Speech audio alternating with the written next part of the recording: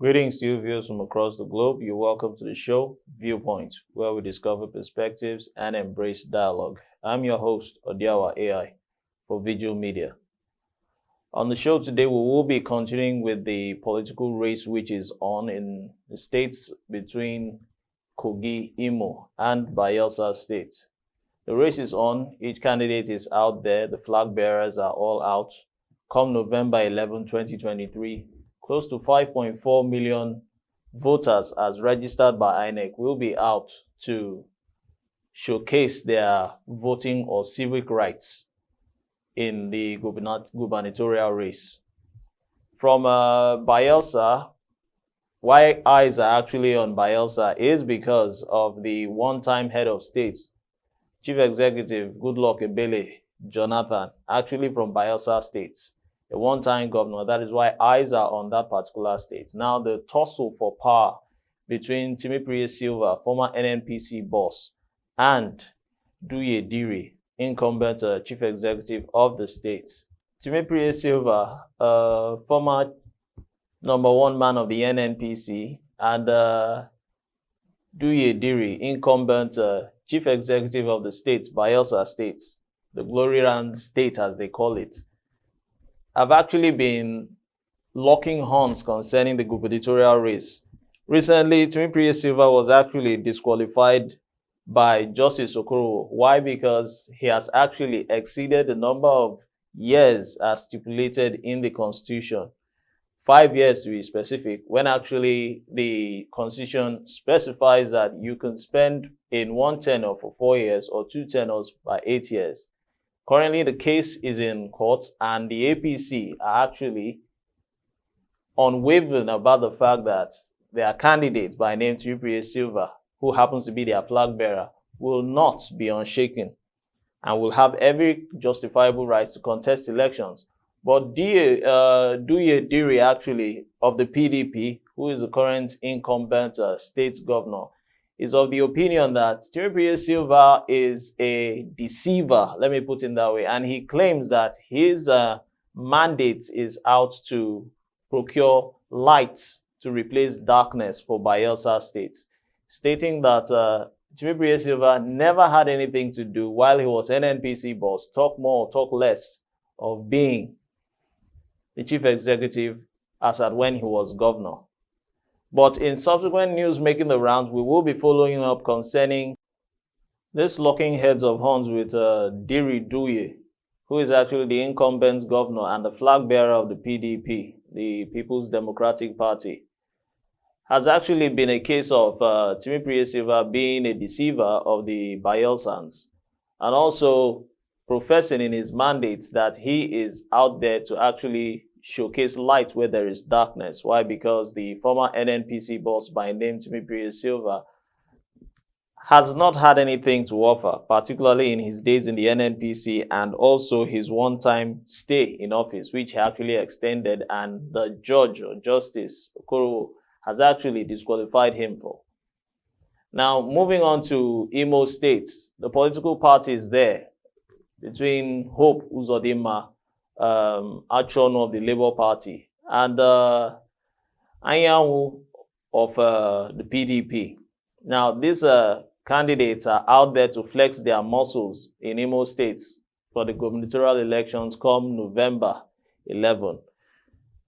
Moving on to Kogi State. But before I move on to Kogi State, we should also consider the fact that Nnamdi Kanu is actually still incarcerated. And what are the implications of his incarceration in an insecure location as regards Imo State? It's our hope that at least before or during the elections, or even after the elections, there should be some means of stability in the elections. Join us in the next phase of the show as we take our time out to elaborate on Kogi State.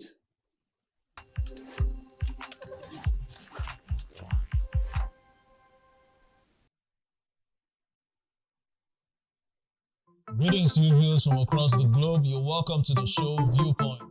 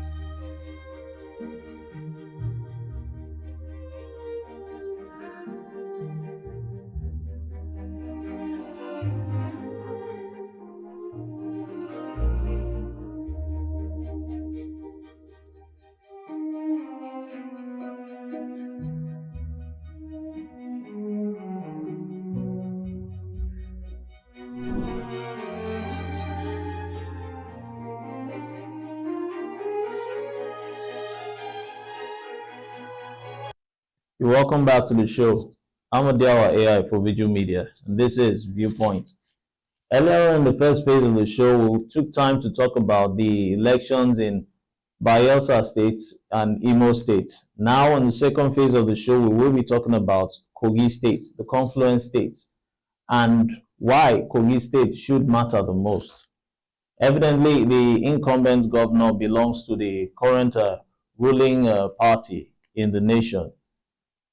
And as we speak, we have a contenders also, SDP's candidate, the Socialist Democratic Party, by name Murtala Ajaka, who claims he's the best man for the job.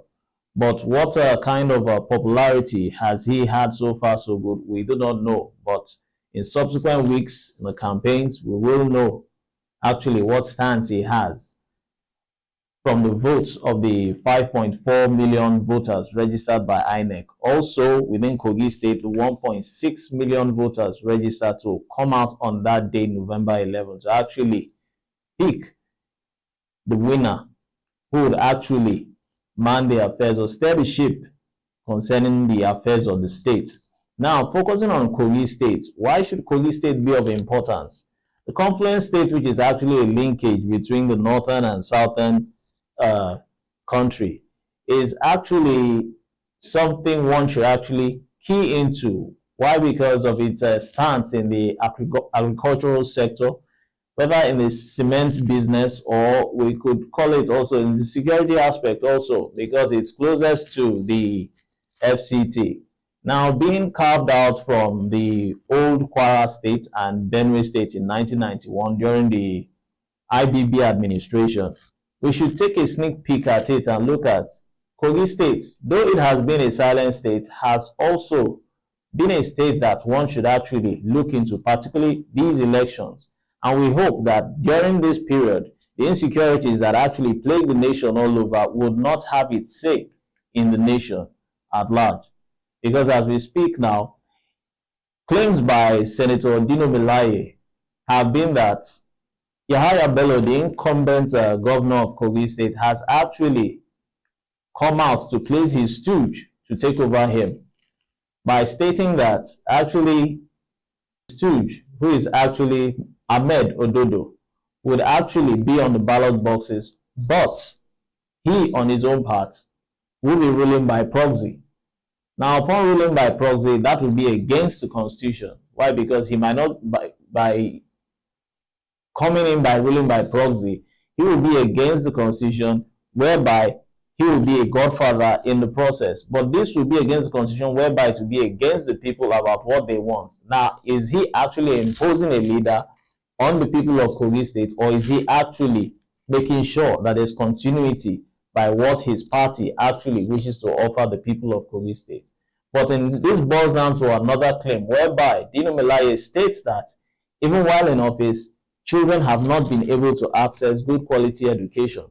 Now, could it be that it has just been a fanfare for the government in question, and the electorate will now have to tilt towards the SDP, Murtala Ajaka, who happens to be their flag bearer, to actually claim that he is the best man for the job and the people love him? Now he's been asked why Yahaya Bello, who he feels is actually bringing him his stooge, as buttressed by Dino Melaye also. He said at the appointed time, he will let the people of Kogi know. Now, it shouldn't be a case of there should be insecurity or one sort of election petition tribunal before the elections, during the elections, or probably after the elections. These are things we should also watch out for, which might destabilize the polity. Now, with what Kogi State stands for or represents in the nation, being a state that provides close to 300 megawatts for the whole nation, and all sorts of natural resources, and by extensively speaking, human resources. Frankly speaking, I feel in my own opinion that Kogi State should actually be looked into. Why? Because it shares borders with the FCT. And once it shares borders with the FCT, any form of threats could actually destabilize the polity. I'm Adiawa AI. We will still keep keeping our fingers and our tabs on deck concerning the election processes of Kogi State, Imo State, and Bayelsa. We just took a sneak peek on Kogi State, as our last week We took time to take a sneak peek on particularly Bayelsa and Imo, but the ongoing observations will still be going on. Thanks for watching. I'm Odiawa AI for Video Media. I draw the curtain on today's episode.